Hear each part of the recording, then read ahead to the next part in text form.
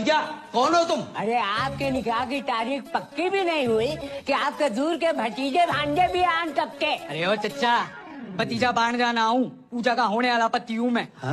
या अल्लाह, ये कैसी औरत है जिसने मर्दों की हर वैरायटी को फंसा रखा है? कुछ मैं ही रह गया। ए मौलाना, मेरा जीना खोलाना। अबे जा।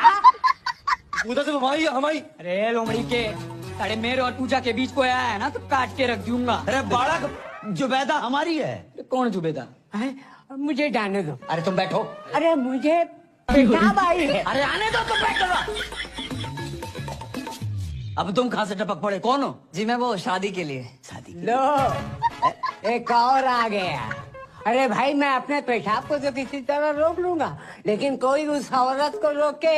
हमारे यहाँ ईद में इतनी समझ नहीं बची है जैसे कि वो औरत बच गई है।